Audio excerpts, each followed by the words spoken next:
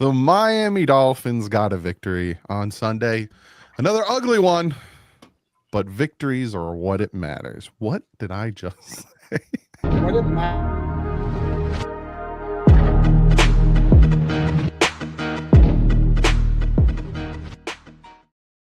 That's what happens when we do cold openings and I have to think of something off the top of my head.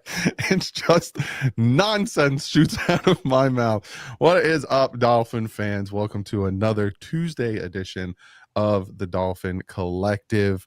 Let's real quick shout out the sponsors. SeatGeek. Check them out. Use the promo code FINS10. You get 10% off tickets on SeatGeek. Go check them out. If you're in the New Jersey area and you're doing the MetLife takeover, which happens every time we come up here, use that promo code. Grab some ticks. Yell at the opposing team. This is a big game. Big game. And then we also have Sleeper. Go check them out. Use the promo code HMA on Friday. You will see the over-unders on certain players. We will talk about all that. You get 100% up to $100. And as you see in the bottom corner, we are available on Spotify, on Apple, all the podcasts as well. You can join and become a member. Use our faces, you know, in there. You could be the name at the end. Fantastic stuff. So, real quick before we jump into all this stuff, give you guys a little schedule updating because we've been moving the show around like crazy. The reason we are 6 o'clock today, we'll be 6 o'clock Friday and 6 o'clock Tuesday next week. My wife is due on the 12th, so I'm helping her out so her 9-month butt doesn't have to put the 5-year-old to bed, and I will not be here next Friday because that's when my son will be joining us on this earth. So nice. The boys will hold it down, but just to give you guys an idea of like, why are you guys 6 all of a sudden? We'll try. It won't be the same without you. It won't be the same without you, Doug, because we'll be one less person. Yeah, I'll just get tag teamed for a whole 60 minutes. Be jumping you, Omar. Be sure to hit the like button on your way in. 219 in here. We're very close to 10K. So we got some things to talk about. The Miami Dolphins did win on Sunday. It was scary at some point. I will say on my live stream, at no point was I nervous because I felt the way the Saints were moving. I was like, I'm gonna mess it up somehow. Why QB sneak on 4th and 1 with 20 seconds left? Exactly. That's where I'm like, I'm not worried about them. Tua played bad. Like, Omar, are you gonna take that seriously? I wrote a whole column about it. It was bad. That was a It wasn't bad. That was a very what? That was very, very, very gentle. Let's put it that way. It was bad. It was Tyler Shuck outperformed him in my opinion, and I think Tyler Shuck. I think the Saints should put like a vest a little bit into him because of the way he was maneuvering things and some of his throws. I like the way Tyler Shuck played against Miami. But let's start it off right. Tua, his mobility. Now I know people in the comment section will say never had mobility. He never was able to run. Yeah. He was mobile. I love the voice. He was mobile. Now, was he Lamar Jackson? Was he Josh Allen? Was he any? No. But if you go back and watch, even in 2021, 2020, he was mobile. He had rushing touchdowns. 23 wasn't not 23. Sorry. 2024, he scrambled for a first down against the Bills and got rocked. Yeah, he was running. 2023 was heavier Tua, who was doing what he needed to do to play a full season, if you recall. Yes. All right, Doug. We don't mean to derail you, and by the way, why are we limiting this to a discussion pertaining to the game against the Saints to lack of mobility as opposed to lack of performance? I was going to keep going. Okay, sorry, Omar. You judgy bastards. I gotta get merch made with that. We gotta get some Dolphin Collective merch made. We got a lot. Booty cheeks. We got your hat. Like we got Coco Beware. We got a lot. So his mobility and all that stuff comes into question, and obviously we've been talking about this for a hot minute with his hip, and you saw some of the passes Sunday. He floated a lot of them. right? Like, there was the one to Cedric Wilson. And when I watched the film, I was thinking to myself, was he expecting Cedric Wilson maybe cut upfield instead of going on the sideline? The Waller at the back of the end zone, he definitely didn't need to put that much air under it. The Waller up the sideline who was butt naked open, didn't need to put, like, he was off, and his throws again were off. And I watched some of them. Like, it's not his mechanics. Do you know when he did the arm punch, you saw him like really cock his whole body back and like throw it deep on those deep passes? It was more him just like, let me try something. What do you guys think of Tua in a nutshell? What has happened to him from 2023 to now? Why all of a sudden are his throws floating more? Why is he not able to step up, at least in the pocket? Because again, he wasn't mobile in the aspect of, I'm going to run for 30 yards, but he was enough that he knew how to evade pressure in the pocket. I'll start with Omar. What, in your opinion, I can go down to TD. One of you guys. Just start with Omar. All right. Why do you think he's so different from 2023 till now? I've watched him very extensively, even warming up, even practicing. I think he can still throw the ball probably the same distance. The hip torque is just not there. And that's what allows you to put a little bit of heat on it. At this point, and I'm going to flat out ask him Wednesday to address this, because he's touched on it in a number of ways, but he does not look like the same quarterback that he's looked for the majority of his career. Right now, we're talking about a quarterback with an 85.9 passer rating. That is 28th in the NFL.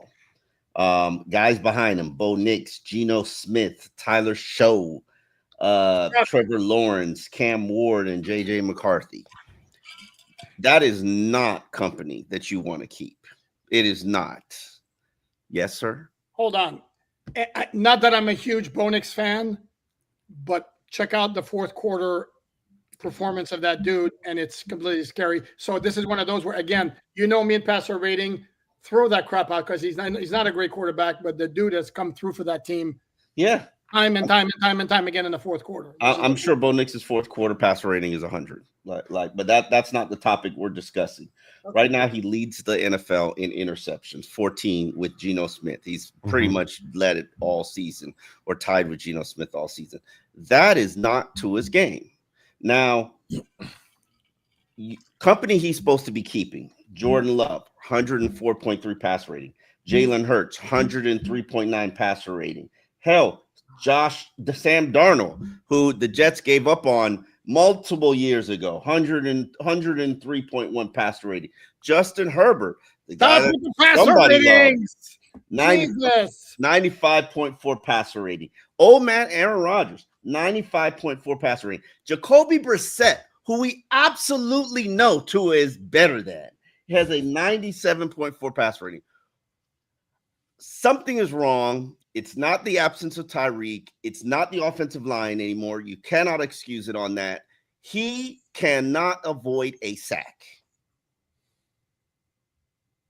It's beyond that, though, and this is why the tag with the mobility. It's beyond that. It was like the throws, and they were catchable balls. But the third down throw to Julian Hill when he rolls out tell me a couple of years ago he doesn't put that in front as opposed to behind.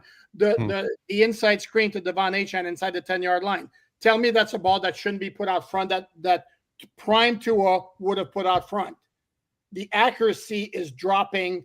And again, as limited as he is outside of anything related to getting the ball out quickly and being accurate, he cannot afford to be anything other than, totally sharp with the accuracy and the timing, and he is not even remotely close to that, which makes him a very mediocre quarterback. And passer rating, I don't care about the passer rating, because all you hear about everybody, Jalen Hurts is a major problem for the Eagles, so I don't care what his passer rating is. Bo Nix, I've already discussed. I don't care what his passer rating is, because he delivers in the clutch. So passer rating, smasher ratings, whatever.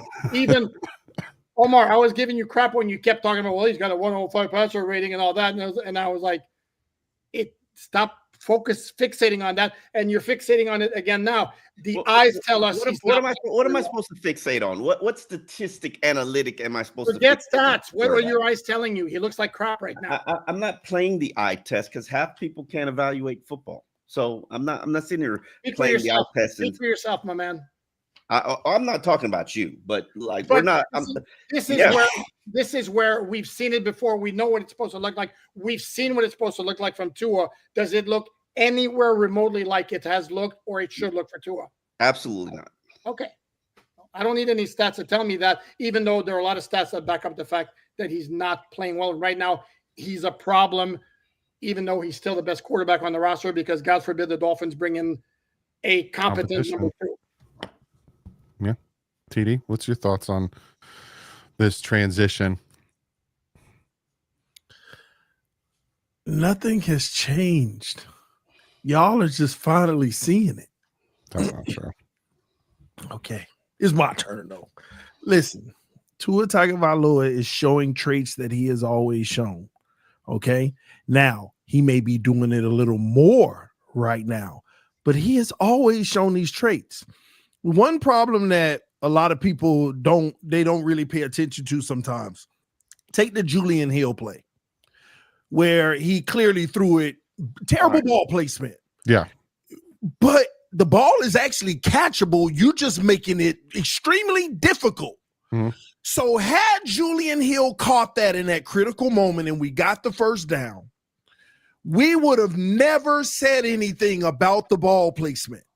This is what's happened over the years, too. I used to always watch his film and coaches say, hey, that's a completion, but terrible ball placement. You got to put that in front. These are things that have always been there.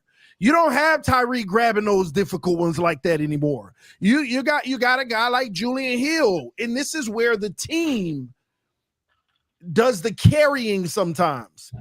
We need the team to make those plays for him. And we've made them, believe it or not.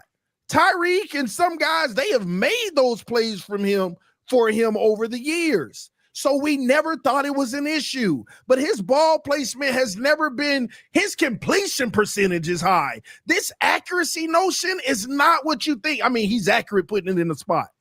But his accuracy isn't always what you think. You want to judge a quarterback on their accuracy? Do it when the play break down. How accurate are you when the play break down? Don't do it in structure, because timing can look like you're the sharpest thing alive. It can look like it. But judge it when the play breaks down, because now you really have to anticipate. You have to calculate in your mind, because this ain't a part of the play. This play broke down. The receiver's doing something different now. We want to connect. Or it's extending a little longer. Where should I put the ball to where they'll meet him? Tua's always had those issues with accuracy in those situations. Yeah, he may throw a floater sometimes on a comeback on the run, but I'm talking about just the simple tight end going across the middle. There's film out here of him throwing it in the dirt in those situations in the past. We've seen it. There's film of Tua on plays just like that, actually throwing it in the dirt to tight ends. Don't worry. Since you said that, all I got to do is go on Twitter and list like 2 people, and you're going to have probably 5 videos of at least 5 or 10 times of it. You'll see it. It'll be out of with every quarterback. And that's not Tua throwing to a spot where his receiver's supposed to be, and he got rerouted. That too, but it's still coming to that spot.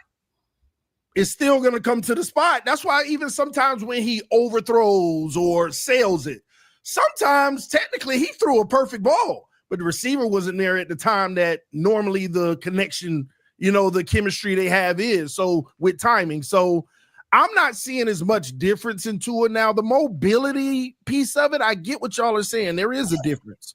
He's moving difference. There's this like bolt in him that just, hey, slow down. We're not moving at that pace anymore, okay? Let's move at it's still okay pace, but you got to work in this confines. That's what I see from him, from his mobility. And you know what? He needed every bit of mobility he had, period. Yeah, even when he was playing well, he needed every inch of that. Now that it's regressed, he couldn't afford that. Mm-hmm. Tua could not afford any regression of it, and now that body is catching up to him, in my opinion. I don't know. Omar's going to ask more detailed questions, but I just think that it's a little bit more of the same Tua. Like we talk about Hail Marys. Was that a Hail Mary too? Was that a design Hail Mary on first down? No, that was a horrible McDaniel throw. called him out on it. Yeah. So that's not the Hail Mary situation. But it goes to what I used to tell y'all with the deep ball anyway. He just be putting it up. Now, watch this. If the corner had got beat by Waddle and the safety didn't get there in time, Waddle would have caught it. It would have been a touchdown. But we would have been like, Tua's cooking. I'm sitting here watching film of this man score touchdowns, but he does not look before he throw the ball on those deep passes. He doesn't. The velocity is not the same either, and I don't think you can deny that from it's 2 years not ago. the same, but you're still not reading. You don't take a split second to say he's beating him. Let's take the shot. He doesn't do that. It's going to come no matter what. He make up in his mind pre-snap. I'm taking this shot. Let me pull the safety. If he gets the right look. He doesn't. He gets the right look. He didn't get the right look because they have 2 guys back there, and there was basically the center fielder catching a fly ball. You think if he gets the right look, he's throwing the ball. It's coming, Omar. It's coming out regardless. And this is what y'all got to understand. Though a lot of those touchdowns, y'all like, we're cooking. Man, these are dangerous situations. This is why I always say the Dolphins don't typically dictate their wins. The defenses they play on offense dictate their success. Because if they screw up just basic stuff, we take advantage of it because we blindly throw the ball a lot. We actually blindly throw the ball in Miami. That's the spot throwing. I trust my guy to be there. If 100% of your offense is trusting, then we got a problem because that's guessing. It's guessing too many times. It's not 100. Man, Pat in the Pat. Okay, it's not 100. Tua's a spot thrower. He doesn't deny that. It's predetermined though. It's half of the offense is predetermined. It's determined based on what the defense shows them pre and post snap. He doesn't deny that. Post snap, that's where me and you differ, Omar. It does not determine. He isn't reading post snap. He is not reading post snap as far as going through all reads. I'm sorry, you don't become one of the most accurate quarterbacks of his generation, of his peers, without having some sort of mastery of reading defenses. Short passes. Huh? Without having some mastery of short passes. Sorry. So Ryan Tannehill has a mastery of reading defense now. What? Please, I'm saying he's saying you don't with the passer rating. Having fun yet? I'll talk about accuracy. Anyway, right? Listen. Whatever you say about Tua, I cannot argue at this point. The ball has always been going to come anyway. You got people in college at LSU. We knew the ball was going to come anyway. Go look at his ranked games. He played 7 ranked games in college. This was my pre-draft evaluation. 7. I didn't care about no Alabama State where you beat them 70-0. I looked at the 7 ranked games, and you got players post-game on the other team. One thing we know about Tua, whether it's open or not, it's coming. It's going to come regardless. That's why when players said it in the NFL, they're just hating or we made some kind of reason. You got live players. You can't argue with the ones that are actually on the field. This is what they believe. And they believe it for a reason because coaches are coaching to that mess. The ball is going to come. Lucky us. We know the windows in a basic cover 2 defense. We know the windows to slide it through. And as long as Tyreek coming by to pick it up, we heading down the field and it all looked beautiful. We were an elite timing team. That's why we look so great. We were elite with timing, not this anticipation y'all think or this superior accuracy. Tua became a master at putting it in a spot. And we just didn't pay attention to that because it's dangerous. And you know what? Kirk Cousins said it recently. He said, I recognize that's what he is, but you're going to win that more than you lose it. playing like that, you're going to win more than you lose. And that's why we were surviving. That's why we were doing so well. But when you don't win those battles, we pay dearly with those turnovers. So you think there's no difference from 2023 to 2024 to outside of a slight adjustment with his hip. And yeah, I'm telling you, he's still got a great game in him where he gonna come out there, he might light it up. That's not gone. There's gonna be teams we play that don't play to those strengths of ours, and he gonna light them up. I don't even see him lighting everybody up this year. I give him 1 or 2 games, lighten it up at the end, tell him so people can say, well, maybe you know. No, I honestly think if he was going to do it, I think this past Sunday was the game for him to light it up, and he just. That was just a bad game, but yeah, but it was like Washington was also not a great game. Washington was also not a great game. He's not on the injury report now. Players can mask and not. Tyreek was hurt for the last 3 years. Tyreek never went to the training room. He had his issues addressed on his own, so he never showed up he rarely ever showed up on the injury report. I have to have. There's no way, because I even looked at his arm after he came back from the bye, and still the same arm. Not to say this bad, not to say this good. It's just the same arm, and. You can say it's bad. You'll feel better. It's bad. Below I'm not saying it's bad. It's Lord, it's bottom third in the NFL. It's adequate. It's adequate. Barely. But now when you have the no movement skills, like this offense is built on play action and rollout, and that adds to the element of it, the play fakes. Tua cannot move. Mm-hmm. He's not fat. You know what it looks like? It looks like he's aged 5 years in one season. Mm-hmm. Yeah. Mm-hmm. And I have no idea why. I don't know where it came from.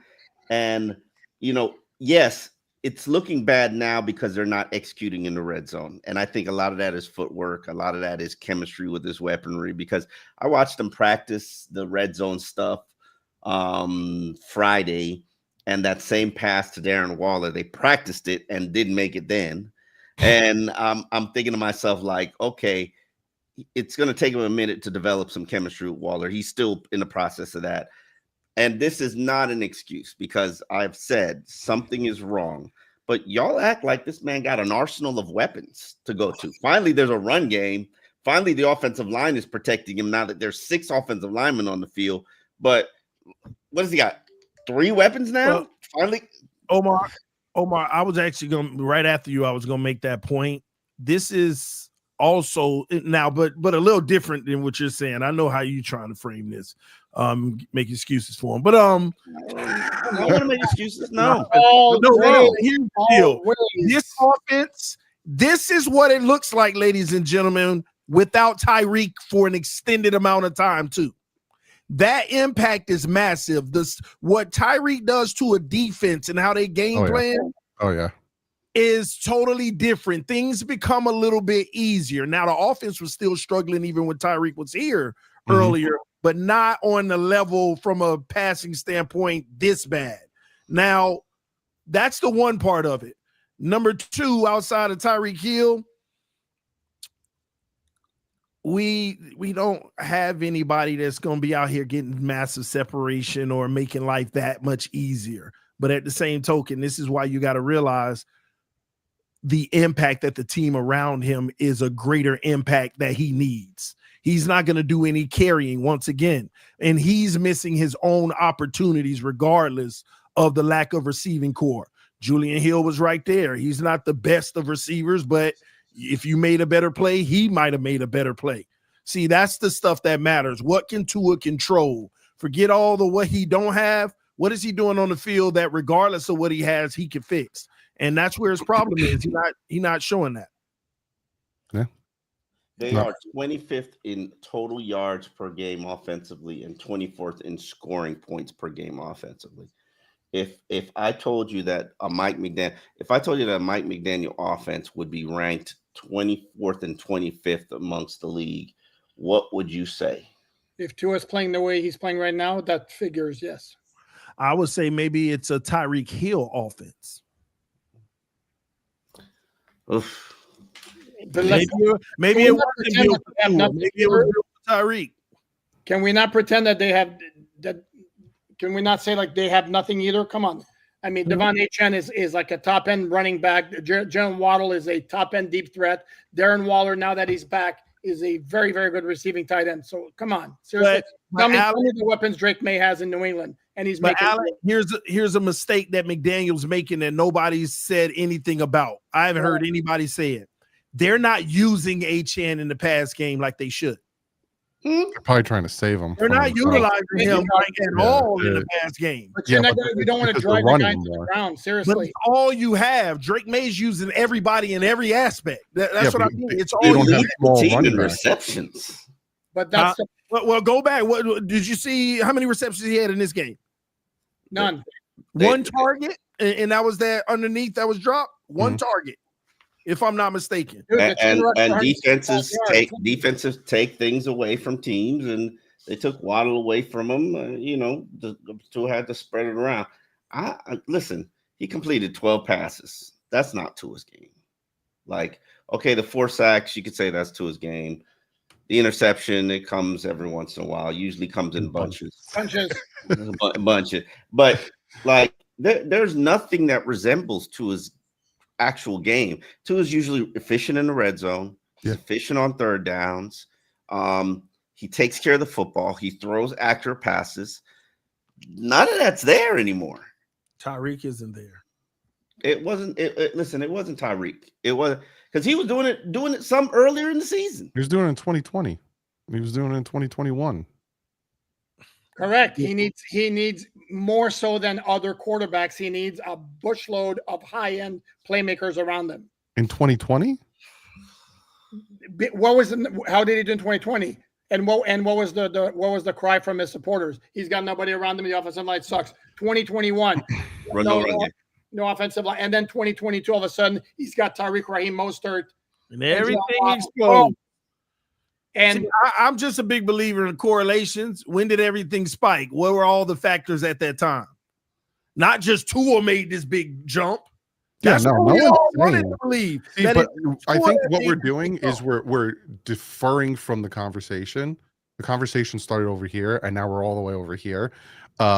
Now we're talking about weapons, and we're not talking about, like, when it comes to 2023, no one on this panel is going to sit here and say it's because of Tua that we were 11-3 after we beat the Cowboys. No one will sit here and tell you that. I don't think anyone up on this panel at one point said Tua is a top 10 quarterback or elite. I could be wrong. I never said it. No, I never said Tua was a top 10 quarterback. Oh, my God. Oh, wow. When did I say Tua was a top 10 quarterback? I've done rankings every year, and he's like, folks in the comments, please dig up Omar's work. He's always been. I could show you. I have them because I keep them, and literally, he didn't say Tua was a top 10 quarterback. He's careful with his words. He said Tua was playing like a top 10 quarterback. And it was always like Tua led the NFL in passing yards. Tua led the NFL in passer rating. It was always coming back to that. You see this? Go ahead. My QB rankings from 2024 to his 14th. What time of the year was that done? Before the season. This was after the 2023. You're a hater because you were top 15. Don't make me laugh. Oh God, you're a trudgy bastard. But no, for real, because the people in the comment section are gonna be like, "No, that's not true." You could go back and look, because they're gonna say me and Omar are lying. You can go back and look at everything me and Omar have done. Not once have I ever called Tua elite, nor have I ever said he's top 10. Same thing. Well, okay. You could go by Omar's words. So the point is, and this whole point of this conversation is, we're trying to figure out what happened from 2023, where, he benefited from all this stuff. He was making the throws. Correct. He didn't end up number 3 going into the Ravens game in the MVP race because of, other circumstances. Obviously, they were looking at his play as well.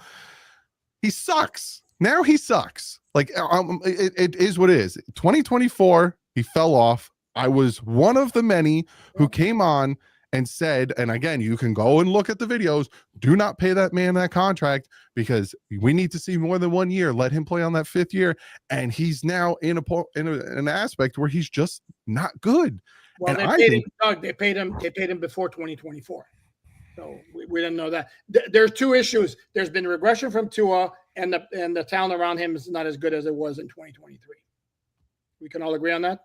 Mm-hmm. Yeah. He's had 100%. 4 games of over 100 passer rating, and he's had 4 games below 56 passer rating.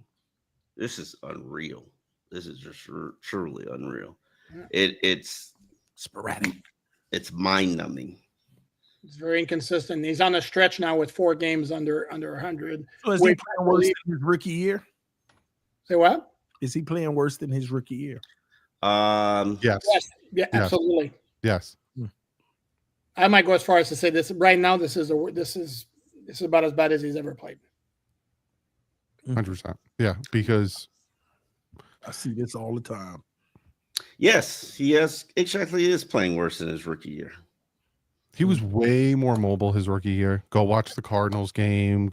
Again, the Patriots game where he was running in touchdowns from the 5-yard line. He was way more mobile. And now, as the years are going on, maybe the more hits he's taking in the pocket, maybe all this stuff, is starting to build up.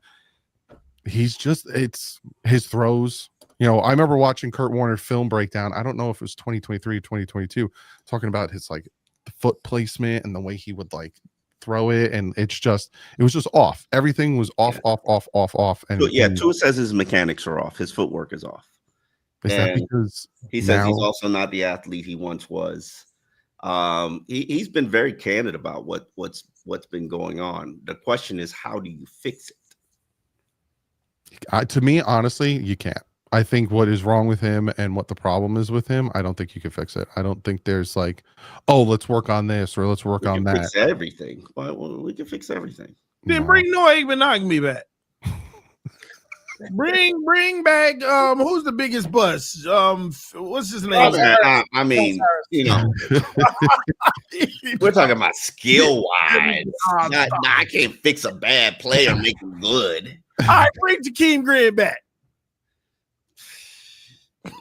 All right, he can't catch. He can fix everything, man. Listen, most things can be fixed. Most they could. Well, anyway, so I don't think we came to a conclusion, but I think we all have our own little ideas of where that regression is coming from. Some don't think there is a regression. Oh, TD, you think there's a regression, but you just think that the things you've seen are just happening more. Right? Is that what I'm getting? Yeah. There's a regression because I seen the same Tua for 5 years. Every 85% of the time we played a playoff team. I seen the same Tua.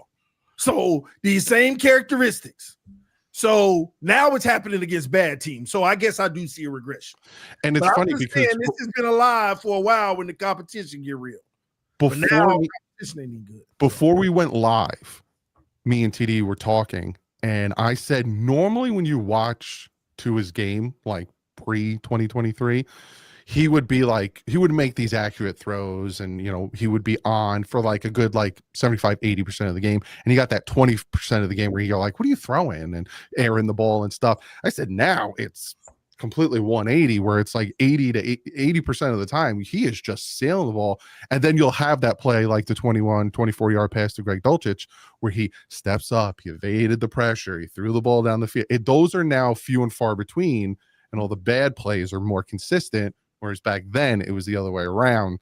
And now again, it's for me, my thing with Tua has always been, and you could go watch my expectation videos on Tua, I need to see more consistency out of him, and I need him to stay healthy. And unfortunately, for his entire NFL career, he has not been able. One time he stayed healthy, but he hasn't been consistent. Even in 2023, at the end of 2023, he wasn't consistent. He was just going in the Ravens game. We need to beat the Ravens to get the #1 seed.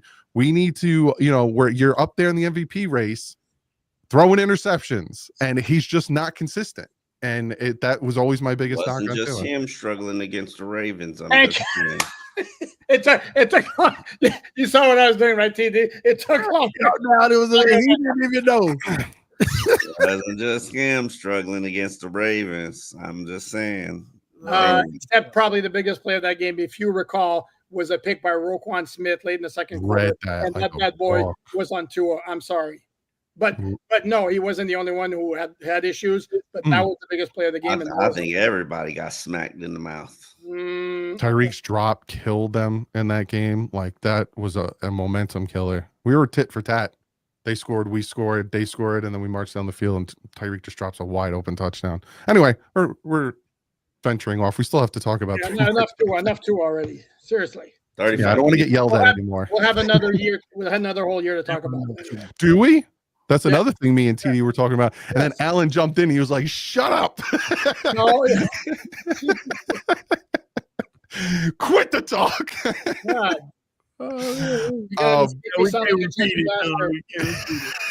Yeah, he was actually more derogatory. He called us names that I can't repeat. Yeah. Miami's defense, have they turned the corner? What corner? What corner are we talking about? From Suckville to actually decent. They're decent. Here's my thing, though. Look at the offenses you're facing. They smacked down Buffalo pretty good, although it's a division round. It was turnover. Well, yeah, they still did it. Didn't the Saints beat the Panthers, or they beat somebody? They beat the Panthers. Was it the Panthers they beat? They beat somebody that they weren't supposed to. The New York Giants. Baltimore, Buffalo. Atlanta was a good game, but again, Atlanta, look at how they're saying playing. It's the opponent. I mean, they've consistently stopped the run. Yeah, I would say their biggest win of the season is Buffalo. That one, and I was, the worst after that game, because that was our Super Bowl. It's like, we didn't just beat them. They barely beat us in Buffalo. We beat the crap out of them. So that's a game where the defense and, again, you saw Josh Allen on the sideline looking like he was about to throw up. We did our job, but it's like, you look at these last two games. Can you really gauge it off of playing the Saints and Washington without Jayden Daniels? And without the Saints opening day starter, Spencer Rattler. Let's not forget that. I'm kidding. And without their scat back, I can't remember his name. Alvin Kamara. Yeah, and they played Washington without not only Jayden Daniels but without Terry McLaurin. Yep. So. Wow. So we're saying the defense has not arrived yet. We're saying not arrived. It's playing definitely better than it did earlier in the season. And what they're doing, 7 takeaways in the last 3 games after 7 takeaways in the first 9. I want to jump to TD because he said something very interesting before we came live about Zeke Biggers and Jordan Phillips. Oh, because he noticed something. Go ahead, TD. Yeah. Well, first off, have they turned the corner?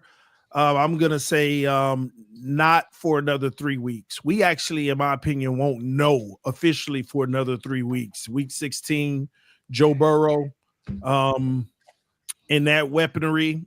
Show up then, and then I'll believe you turn the corner, because I do believe in the competition level, especially when you're playing young quarterbacks or backup quarterbacks, and you can really get at them. And Weaver, he's always done that. Even when we play bad against the run, he still can get at those young quarterbacks. So I'll know when we play the Bengals in week 16. If they keep up this level of play and stamp it in that game, then yeah, we're building on something. But one thing that Doug is alluding to, a big reason why, in my opinion at least, that they have been playing a lot better, those guys up front in those trenches in the middle. And I'm not talking about Kenneth Grant. I saw a little bit of flash from him, but I don't know about this week. But Biggers and Phillips, which, you know what, Phillips, I'm gonna catch you some slack. I'm gonna give you some props because you was the Shador pick now. I was gonna say I'm gonna be watching you. So hey, you're doing your thing. He's doing his thing. And you notice it on film. These guys are actually having some disruptability that Christian Wilkins didn't even have early on, in my opinion. Again, disruptability. I love that word. Okay. Awesome. Love that Gonna word. get merch. Finishes out, baby. Ability. But no, because they make me feel good because when you see young guys like that this time of year, season's almost over, you're on the back stretch playing like that. It's like, hey, do we got two guys that automatic that we can pin in for the future to potentially be the starters, like not controversial starters of rotation, but be the guys to replace however you pronounce it, Sealer, yeah. To at least I prefaced it. But yeah, to replace him and hold it down. We might have two young studs to hold it down for the future, building blocks. And they have upside. So that's all I'll say. Yeah. And to piggyback off your point, it's at this time of the year where college football starts to, go down. This is where the rookies start to gas out. The rookie wall. Yeah, because they only play for a certain amount of time, and seeing these guys start to elevate, I think that also has a big factor to do that they weren't seeing a lot of playing time in the beginning of the season. We were seeing more of the vets out there, which was neglect. But no, never mind. Yeah, tell me about it. More about biggers. He loves them some biggers. Oh, he loves them some biggers. Jaylen Waddle. He went from being a top 10 in receiving yards to I think he's like down to like 17th, if I'm correct on that one. He has like 700 and something receiving yards. He got 5 games left, so he can break 1,000 if he's targeted more. Do you guys think Jaylen Waddle will get to 1,000? Right now, he's on pace for 1,080 yards. If he continues to average 63.5 a game. The problem is when teams take him away, like New Orleans did so efficiently, Tua has to go elsewhere. And unfortunately, there is no elsewhere to make you kind of take away that double coverage or try to play the Dolphins honestly. To me, I think this comes down to, the fact that you do not have another weapon on the opposite side. And I know Cedric Wilson's getting more run. He's probably developing a little bit more chemistry with Tua. But just imagine where you're coming from and how bad this offense has been from a skill level standpoint to the point where you're basically banking on Cedric Wilson, Greg Dulcich, and Daniel Brunskill to jumpstart the offense. Like that's how poorly constructed your roster is. Let me ask you a question, coming from like a player standpoint. When these guys get double covered and essentially get taken out of the game, does it piss them off, or do they kind of see it as, hey, I'm the best, they're trying to take me out of the game? It depends on the player. Waddle, I couldn't find anything that would piss Waddle off. He's everything's funny to him, and he's so egoless and non-diva that he's fine, but he does want to get to 1,000. I mean, it's important to him. It's legacy. It's about cementing himself as one of the top upper echelon wide receivers in the game, showing that he can handle it without Tyreek Hill. But to me, I don't know. I wouldn't do anything other than double Jaylen Waddle. I mean, if you're going to play the Miami Dolphins, double Jaylen Waddle and let everybody else beat you. I mean, Darren Waller isn't even an every down player. Okay, when he comes on the field, give him a little bit of extra attention. But like, do you have to defend anybody else on his team? Not really. Well, you have to put somebody around him. Otherwise, if my 16-year-old son could go out there and run 20 yards and be in the open field, and chances are he'd catch him. Yeah. I just need one game check. Waller, by the way, is going to play more and more. He played like 28 snaps against the Saints. That was his first game back. Logically, he's going to play more. Logically, he's going to get more than 3 targets. And he got only 1 target in the second half. That was that one in the end zone that floated. Dolphins may need to make use of him. I think Malik, even though they don't use him that way, I think has some route running ability down the field, even though he's not a speed guy. Do you think Waddle will get to 1,000, Alan? I don't like the fact that they're playing 3 of their final 5 games in potentially cold weather situations. And not only cold weather, also could be windy, which doesn't help the passing game. Jets, Pittsburgh, and New England. They do play Cincinnati, which is not a good defense. That could help. Tampa Bay, I don't even know how good their defense is. I know Tampa Bay is usually really, really good against the run. I don't know if it's the same thing this year. I think it's going to be really, really close. I would probably say, let's go. He barely squeaks by and gets 1,004. I think Mike's going to make sure he gets it. But I also want to point out Mike praised himself for not overutilizing Darren Waller. And that's just, that's honesty right there. Oh God, we'll get to that because that's the next question. TD, do you think Waddle gets to 1,000? He'll hit 1,000 based off of the way this team's operating now. I can guarantee him 40 yards a game. And that's 200 right there, and he just need another 40. Tua's going to every week throw up one of those prayers, and we're gonna, out of 5 of them, we're gonna get 2 at least. So yeah, he gonna hit it, and it's gonna be him. He's the only one that's gonna go down the catch, so it'll be him. So can Dolphins hot streak save Mike McDaniel? And I talked about this. When did I talk about this? Monday, which of last week. They're winning. They're putting together wins, and I think every week I asked Alan this about, hey, is this changing anything? And all this stuff. But to me, you could see this coming. Now the wins are ugly, but they're wins and they're showing resiliency, right? If they showed that resiliency against the Panthers, the Chargers, and the Patriots, they might have won those 3 games, and all of a sudden you just look at it differently. Even though, Doug, sorry, I didn't mean to cut you off, but it's not resiliency. That's not why they lost against those teams. The resiliency comes in the fact that they have not given up, despite the fact they were 1-6 and 2-7. Now they're making plays and they're also catching breaks, i.e., Chris Olave letting the ball slip through his hands. That was game.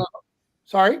That was game for the Saints. Correct. Well, they're catching those breaks now that they weren't catching early on. They're not playing any harder than they were early in the season. So that's why I could see that. But also, like you said, they're also making the plays that they need to, because if Minkah Fitzpatrick doesn't have that pick too, then the Saints just kick a field goal on the Dolphins 38 and they win the game. Good. We're on the last question, right? Yeah. Oh, Omar looked like he was dying to say something. No, I think that they are playing differently. They're gaining chemistry. They're gaining confidence. There's more camaraderie. The defense is playing more unified football. Offensively, they're pummeling teams from the run game standpoint. Achan's always been this player. He's just never had the blocking. Would it be nice if the quarterback actually got his game in gear? Yes, it would. But, we are where we are. I don't think McDaniel is impacting his change much at all. I'm seeing a defense play better, and that's Weaver's group, in my opinion. And maybe I'm wrong on that, but I assume that actually that's Weaver's group. He got those boys flying and playing hard and going after it. And again, I could be wrong on that. They haven't quit, which is the one thing that you gotta give them some respect for the fact that they haven't quit. Yeah, but like I said, and it would have been easy to quit. Like I said a few weeks ago, this isn't a quitting roster, though. This isn't a whole bunch of guys that's gotten paid and they could just dial it in. 95% of the guys on this roster, they're auditioning themselves. You were never going to get quit. And guess what? The number one person who doesn't have to audition is the one that's playing the worst. And the person who don't have to audition, he making some plays, but not for the extension ceiling. But this whole idea of like chemistry and all that, I'm not a big believer in that. What they're doing defensively that they weren't doing earlier in the season, number one is they stopped missing tackles all over the place. And then number two is guys are actually doing their responsibility instead of shooting up the wrong gap and leaving a wide open space where they're supposed to be, which led to a lot of the run defense problems. And offensively, Achane got blocking in 2023. I'm sorry. You didn't rush for 203 yards against Denver by himself, as good as Devon Achane is. And this notion that the Dolphins are pounding opponents with the running game, I'm going to accept it to a certain degree because now they've regressed in the short yardage area where they actually were good early in the season. Now they've started sucking again. Like that early Ollie Gordon play where he got killed for making the lateral cut. Generally, it's a major no-no. Guess what? If he goes straight ahead, he's getting stuffed anyway. Yeah, he tried to make something out of nothing. Yeah. Right. So let's get to these donations because we're running out of time. Shout out to everyone in here. 885, only 298 likes. Be sure to hit that like button. Be sure to hit the subscribe if you are new. We appreciate every single one of you. Mall Security with the $5 says Dolphins once again playing down to their opponent. Although this is a good sign in this case, thanks for the streams. We appreciate you, Mall Security. Garp Gump with the $2 donation. 1990s Redux. JK. Well, I'm missing that because this fine gentleman has been on this kick the whole year. Early on, when the season started, he thought, I have a feeling this team's going to look like the 1990 Dolphins, who, after being 8-8 the previous year, wound up going 12-4. Didn't win the division, but they made the playoffs, and that's their best record since like the mid 80s. LaFarian with the $5 says, what if it's not the O-line play affecting Tua, but what if it's Tua making them look bad, his pocket presence? Happy Omar, that's all yours. Bull crap. No. I find that to be very interesting. No. Y'all see Jonas 7-9. Y'all seen it. Oh yeah, not as often as we used to. Yeah, no, that's true. That's true. Fair. And guys, even Borum improved. Guys have improved. You know how I feel about the jumbo package. Brunskill, heavy package. I'm sorry. Brunskill is that 6 offensive lineman has been a godsend, and hopefully they continue to build on it. Real quick, one thing I will say, on those big A-chain runs, you're getting superior tight end blocking with Julian Hill. But Julian Hill also mess up a lot of blocking. But on those big runs, the film shows you Julian's out there fighting. He's like, hey, I ain't backing down. And what I love, he's getting the different levels. One time he took on a defensive end in this game and shedded him off, and A-Chain already got around, beat A-Chain to the next level for the next block. That was the one that popped out to the side for the touchdown. Go look at it. I will say this. Their only touchdown of the game off that run, if you go back and watch it again, we got lucky because Julian Hill had his arm up and behind the defender. He was holding him. Was it the DN or the second one? It was the first block, boom, he hit, I think it was 94, knocked him on his back, went to the second one, and when you see the defender turns to go after, he had his arm, like literally his arm was in the dead center of his back, and I was like, because I was watching the film, I was like, we got away with one, holy moly. And by the way, why was there so little made? I haven't heard anybody but little old me talk about it. That touchdown run, how bad did he make the Saints cornerback Alante Taylor look? You were on that too. Yeah, that guy, and not that the effort was like, whoa, that was. I was on Tron's show last night, and because he was torn Saints Dolphins, so I brought it up, and I was like, he made number one look dumb. I said he made number one look like Cam Newton in the Super Bowl, where he just didn't want to get the football, like he just jumped back. Yeah, and Tron was like, whoa, technically, I was like, Tron, come on. I know you're a Saints guy, but he made number one look stupid as hell. By the way, in this game versus the Saints, the extra O lineman, that play only worked one time. And Brunskill whiffed on that. It was the weirdest thing ever. He whiffed on the block, totally missed his guy. A-Chain did some magic in the backfield.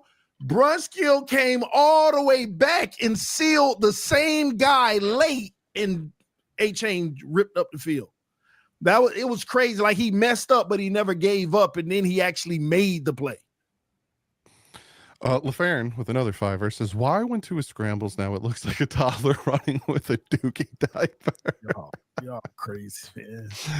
Are you gonna let him get away with that? Yeah, man. Garb with the dealer said, "Why we are about to have the most expensive backup quarterback." Nope. Red Hood with the tenor says, "Omar, do you think Tua is better than Jameis and Bryce? It's time to copy the Patriots formula and fire the coach and get a franchise quarterback and a franchise quarterback, Omar. That's for emphasis. I was like, why am I saying this twice? Okay, let's get a franchise quarterback. Who you want? Whoever available. Okay. You already. I don't care anymore. But is Tua better than Jameis or the Bryce Young? Bryce Young? Not real. I mean, yeah, he's still better than both of them. Bryce Young? Oh, yeah. Hey, Bryce Young waking up. Yeah. He had a couple of big time throws, fourth down Against throws the against the Rams too. He's like, I mean, And I ain't a Bryce Young guy. You know, for a fact, Ram fans are like, national media, stop talking about us. LaFarron again with the fiver. We appreciate you, bud. Dolphins' first move this offseason is to bring TD in. He needs to run the organization. We haven't had a brilliant mind like him in this organization. I'm applying. I'm gonna apply. Okay. Tell your mom to get off the podcast, T. Hey, he dropped another fiver. He said, "I respect everyone on this panel." It's an honor. Why? Wow. It's been an honor to hear TD speak. Yeah, message came through. Oh, his view of the game is light years ahead. This is a Whoa. Oh my God. You know, it's not your mama, it's your wife. I understand. Oh my God. Hey, I ain't gonna let them hate on you. Salute to you. I appreciate the love. I ain't gonna let them hate on you. That's funny. That was a love fest. Holy moly. Francis with the tour says Mike McDaniel draft pick Achan is exposing Tua. How? I don't get it. How. He carrying the team. Here's LaFarron again. We got more love for you. Omar, we got to find a new made up stat to help Tua. Oh God! Yeah. Master with the fiver says Miami should target Trey Lance. He was never given a fair chance to start. He's young, high upside, or F it. See what we have with viewers. Let me know. Unfortunately, I don't think we're going to see viewers this year. I thought we would at some point, but they're going to keep it competitive. And not unless they're mathematics eliminated. Yeah. LaFarron again. Omar has made my goat TD speechless. Shame on you. That's got to be someone. What he said? It's his burner account. He said that you made Omar made you speechless.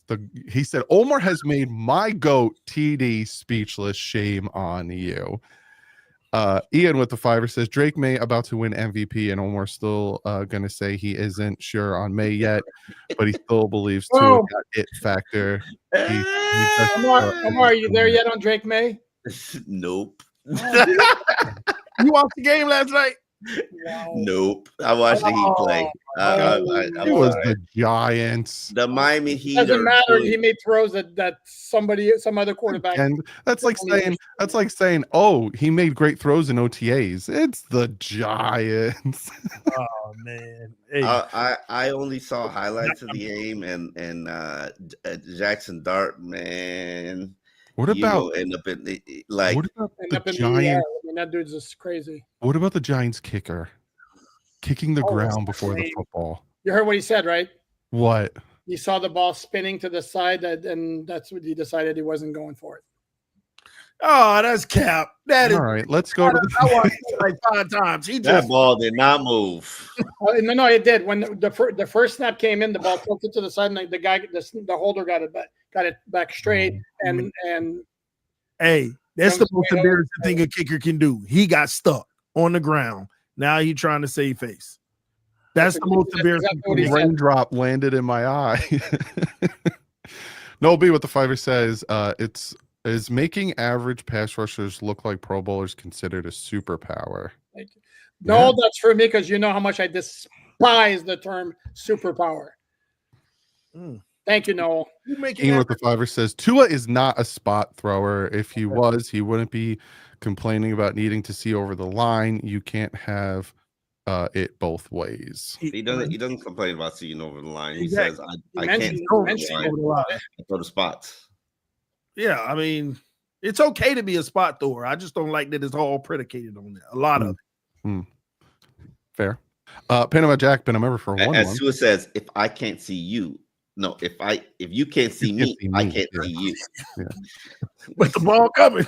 Yeah, here it comes. Yeah. Don't forget we have to punt because he slid early. That's not true. That was before the 4th and 1. The one he slid that's before the 4th and 1. Yeah, that's when we got stuff. 4th and 1, they didn't convert. Yeah. Eric with the But fire. the point that he's making is Correct. you can't have a quarterback that can't lower his shoulder and just go get it.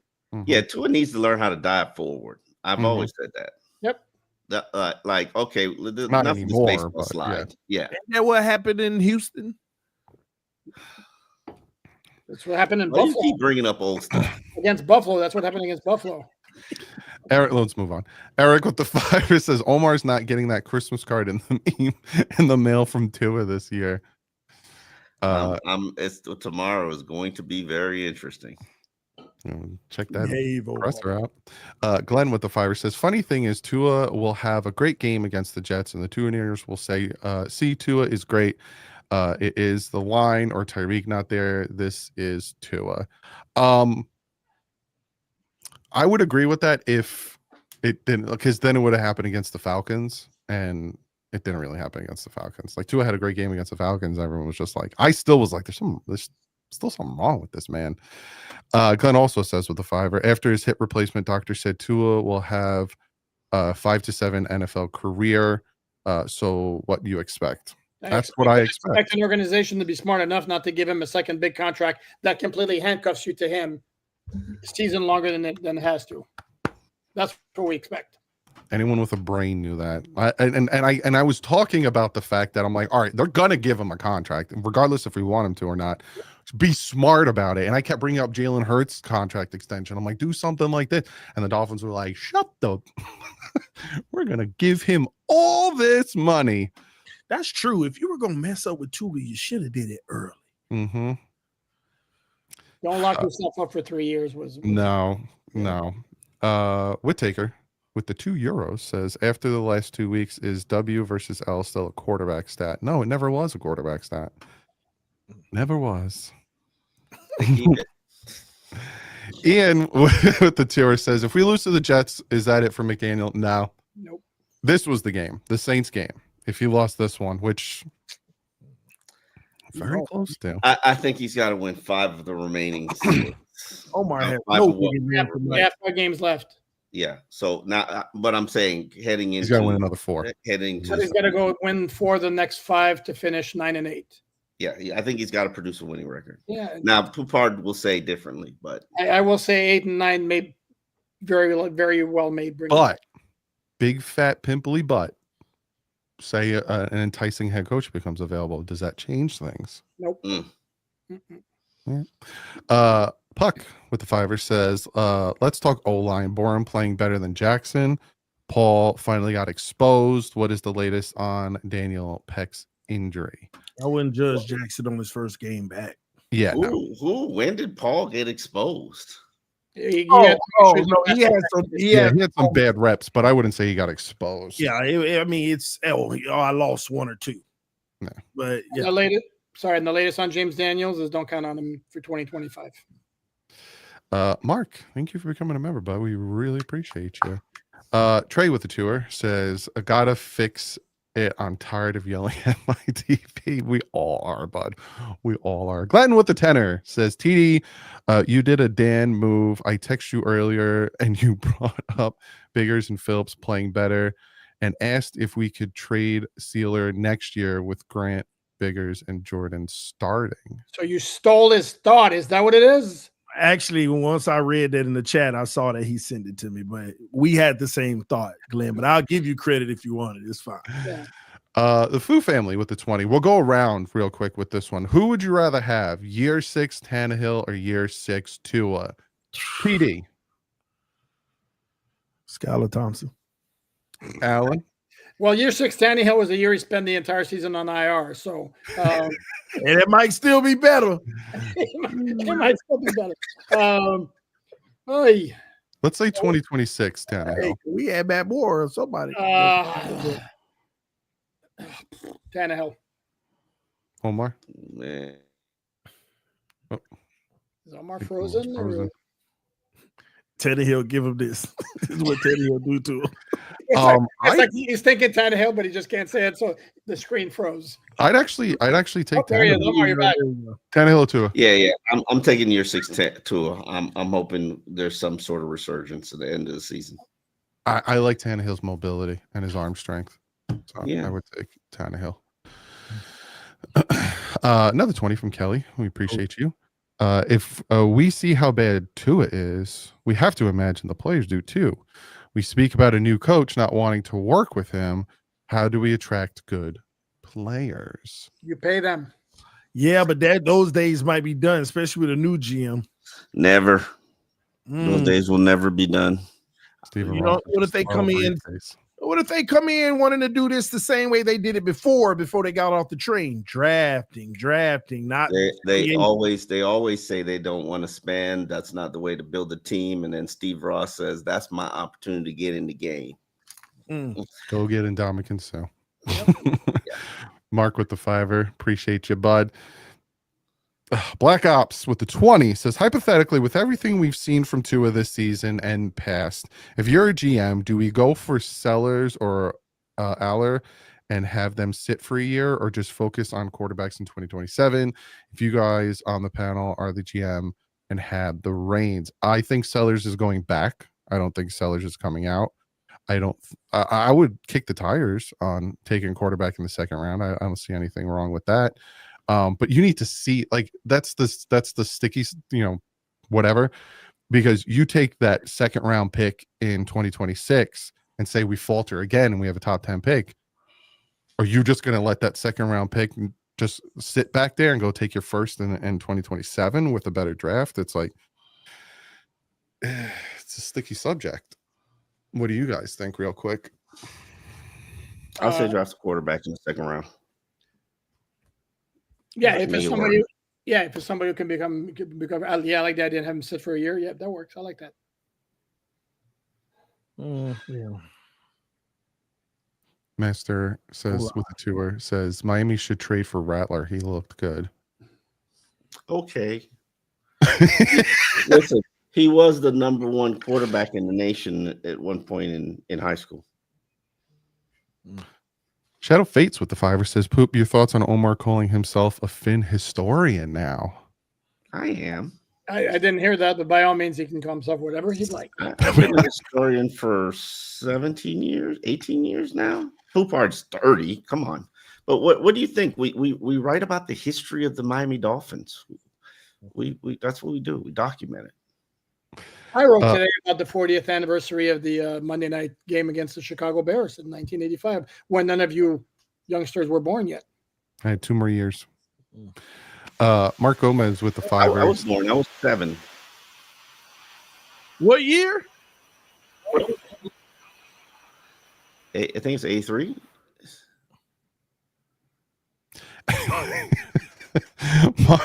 Mark Gomez with the $5 says, looks like Tua has gained a lot of weight. His arms look small. Maybe that's contributing to his inconsistency. No, y'all talk about. I've looked at that. No, not accurate. The sexy kid with the tenor says, could Ewers take over next year? He was supposed to be a first early second round pick. Why not coach him up and see what he can do? I know. Who told you he was supposed to be a first or second round pick? Never.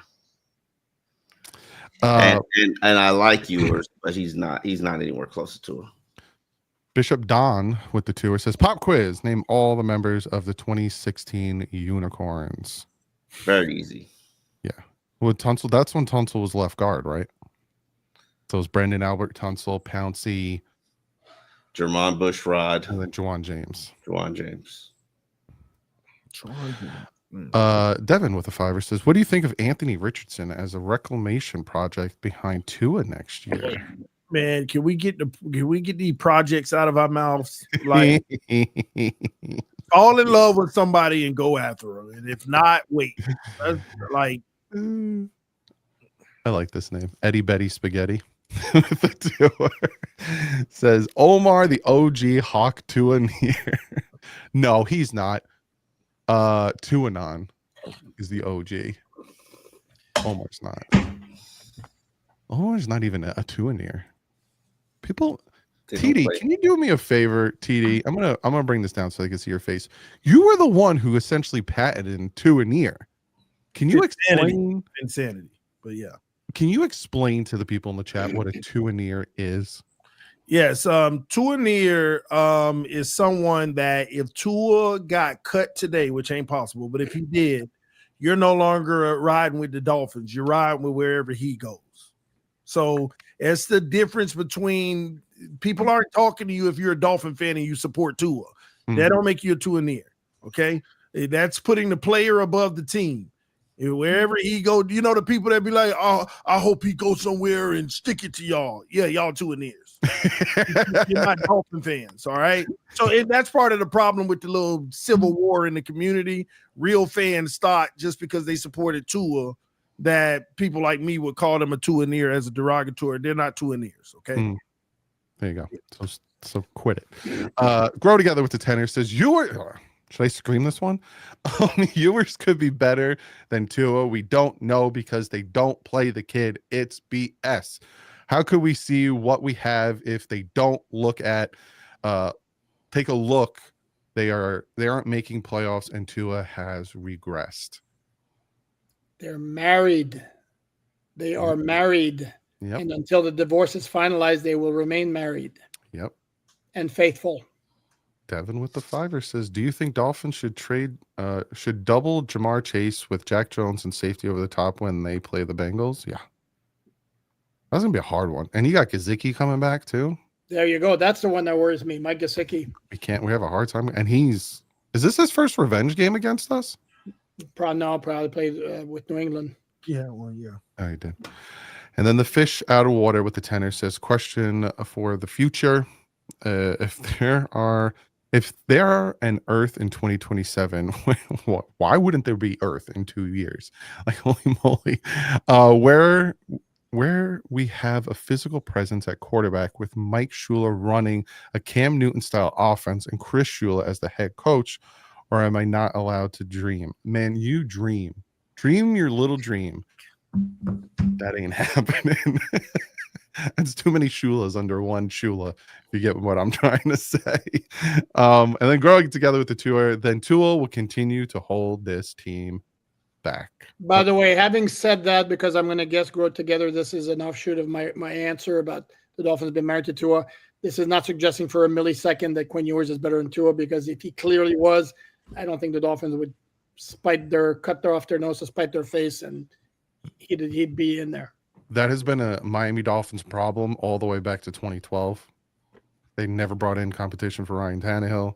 They never gave Matt Moore a shot over Ryan Tannehill. And with that, did Chad Henne ever really get competition? Or yeah, he got Pat White. Oh no. They selected Pat White the year after they selected. They did, but as a package quarterback, it wasn't to challenge Chad. I'm just saying they drafted a quarterback. They drafted 3 quarterbacks in three straight years in the second round. Beck, Henne, White. And before that, they traded a second-round pick for Culpepper. They did a second-round pick for A.J. Feely. They went 5 straight draft where they invested a second-round pick on a quarterback. Interesting. And then finally, Puck till ya buck with the fiver says, Omar, good story you wrote on the Minka game-saving interception. Worth the read. Speaking of that, I want to interject this very, very cool note regarding that play. You guys know that this was the second time the Dolphins had a 2-point defensive conversion. Second time in their history. The first time was Walt Aikens in 2016 against Arizona, and this is a part that absolutely blew my mind when I checked it out. Do you know the name of the long snapper for Arizona that day? Aaron Brewer. Do you know the player who blocked the field goal, the extra point attempt that Aikens returned for 2 points? Who? Omar, your buddy Jordan Phillips. How's that? You know what? I'm going to say this, and then we're going to get out of here. You know, it blew me away that strip sack that Minkah Fitzpatrick had was his first career sack. Yeah. Like, I'm surprised they didn't blitz him more in Pittsburgh. Blew me away. But go check out Omar Kelly and that Minkah Fitzpatrick article on the Miami Herald. You also can check out Alan Poupart and all of his fantastic in-depth articles over there on the Miami Dolphins on SI. TD Fins Talk, youtube.com/TD Fins Talk, also part of the AFC East Roundtable. If you didn't know, they are putting together a nice little get-together for the MetLife Takeover. You can go to where? The AFC Roundtable website? SeatGeek, baby. There you go. Go check it out. And you can check me out, youtube.com/. If it's not too cold, I'll be there at the MetLife Takeover. Y'all save me a plate. It's going to be cold. I'm telling you right now, it's raining and 30 degrees right outside my window. Bundle up, Buttercup. We will see you guys Friday at 6. Other than that, stay safe out there, everybody.